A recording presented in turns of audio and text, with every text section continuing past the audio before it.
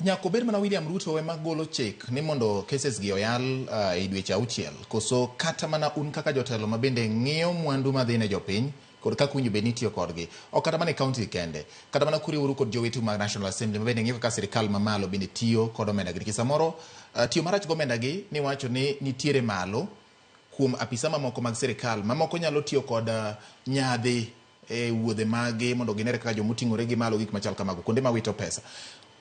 Nyako bed mana president, ang'o momiyo un kaka jotelo moyiero kunyalo wacho ni governor so and so notiyo marach gi omenda ne wan koro wadwa ni mondo waket chike man yango ni nyaka kes mora mora mar mibadhi yale dweche auchiel nikech une tuk sirikal maloso chike. Wane moloso chike an gi chike masekelo e od bura nyocha nakelo chik mar county boundaries chik madhi gi weche mag kiepe mag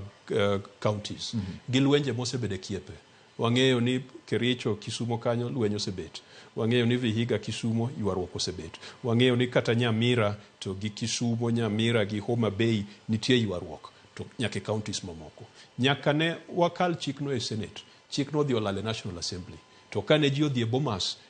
National Dialogue Committee ne winjruok obet ni mano chik monego bed ni ichwalo mapiyo kabisa nikech ji osenegore kata mana kaluo tho osebet ka ji yware weche mag kiewo an gi chik machielo mano okalo e Senate ma kawo vocational training centers gi village polytechnics kete lwet county governments nikech chik ma wan godo en chik machalo ka gima village polytechnics gi technical gi vocational centers pod nie TVET Act chikno bang' kwanwa kale odhi otho gima temo wacho en ya kaka jaluo wacho ni rech kethore gi kawiye everything that happens in a nation gimoro amora matimore malong'o e piny ka jatelo mamalo nyaka riw lwedo kendo jatelo mamalo nyaka ji wachno ok ang'eyo gima nyalo miyo jotendwa nikech ging'eyo ni nyocha ni winjo ka John Mbadi wacho ni Kenya bilion 2 lal pile ka pile nosewach kata gi jatelo mokalo Uhuru Kenyatta jatelo machon nowache John Mbadi nowache nyoro kendo John Mbadi anyalo yie godo nikech odonjo kacha aparo ni buoko make koneno kaka ji lal gi mwandu mar jopiny bilion 2 kigoyo gi ndalo odiechieng' 365 ing'eni mano nus mar budget ma Kenya mano pesa matin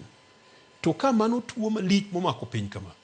ang'o momiyo ker kata telo mar Kenya pod mor ka buchegi kawo higni samoro nyalo duodo gi gin bende kopo noket chik mager ahinya nikech kata kanyo be ji ok ler ahinya emomiyo nawacho ni mondo wares Kenya kata mana loch mamalo Raila Odinga to osebedo kawacho gini kane wadhi e Bomas BBI achiel kuom recommendations mag BBI ne wacho ni weche mag corruption onego bed ni rumo gi dweche auchiel ineno Amerika kama koro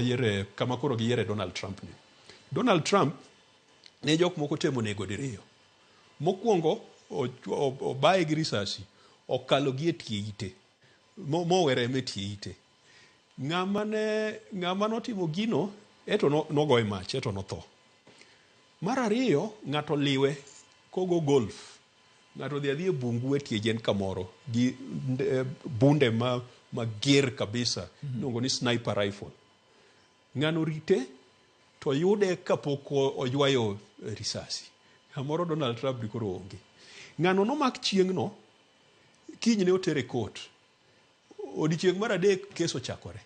kendo sani osetiek wachne ang'o momiyo kuo mag mwandu mag jopiny ma Auditor General osewacho EACC osewacho oseyudi kata gi milion 500 e account mamari ma bende nyisore ni nowuok e county government kata nowuok e national government cases gidwa yware kanyo aneno ka nitie yomyom moro maduoko wa chien to ayie kodi ni kik wawene president kende but nyaka waket pressure mondo loch mamalo one ni wan kamarach kaluwore gi weche mag mibadhi nikech bilion 2 odiechieng' kodiechieng' en pesa mang'eny maloyo bilion 387 mwawachoni. Mheshimiwa